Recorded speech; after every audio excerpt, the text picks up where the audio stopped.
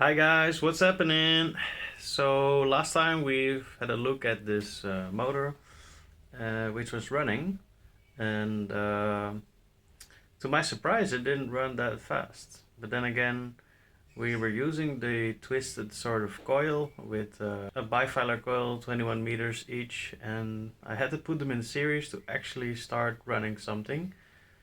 Um, and also the trigger coil was way too weak to do anything, so I sort of used a reed switch.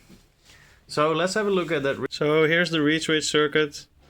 And like I told you before, basically had two transistors, in sort of parallel. From what I know, the BD139 gets hot just above the 150 milliamperes, so two in parallel would do. And also I had a, current limiting resistor here to protect the bases of the transistors to switch, not completely open so that it would burn out. Because the coil is, from what I know, somewhere about 1 ohm or just below that.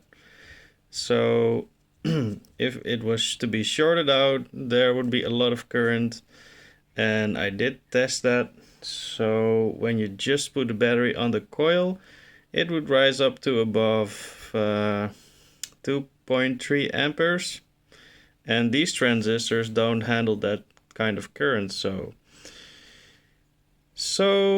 we have the battery. We want to switch it through the transistor into the coil. And so the electrons would move, from the negative to the positive. Then it would turn off. And these electrons still want to, or the ions want to move. So basically a negative appears on this side of the coil, lighting up the LED. That's the ID. And in order to switch those transistors, we'd have to apply some sort of positive voltage right here, since the negative is there. So we just take a little bit of the battery juice, positive, and provide it through the reed switch, which is switched by the magnetic field. And then we have a pot meter. We only use two of the leads, so the wiper and one of the outer, leads, and then we can tune it.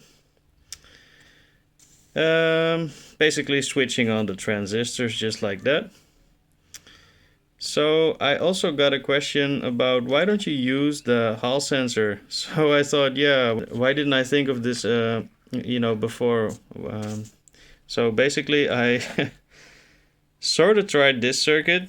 From what I remember, the Hall sensor is, not very sensitive. Like, it does require a Darlington configuration. So in this configuration, the amplification factor of the transistor is, increased by a certain amount. Don't ask me how much. So the idea is that the positive voltage in the base is going through both bases, and since the emitter and collector here are opened up, there's more and more current going through this base, so it will open even more.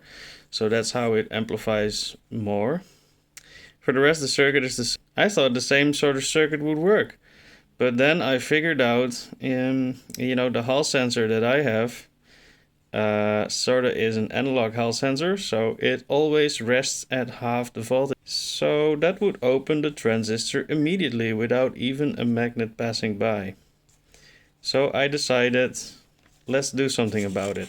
Another solution would be to basically just put blocking diodes, or in this case LEDs, because they have a little bit higher I was going to say breakdown voltage, I mean, the threshold voltage, so that the 4.5 volts right here now is being stopped, and only some voltage is being seen. So transistors would open just ever so slightly, not doing anything to the coil, or not a lot. And when the magnet passes by the Hall sensor, it would see a lot more voltage, and the transistors would open a lot better.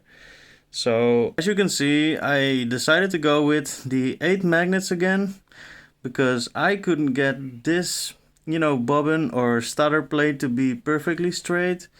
So I chose to, have some more distance in between the, coil and magnets, so that at least we can do something like a run test with these coils today. You're looking at the rotor being spun up, and the reed switch is located here.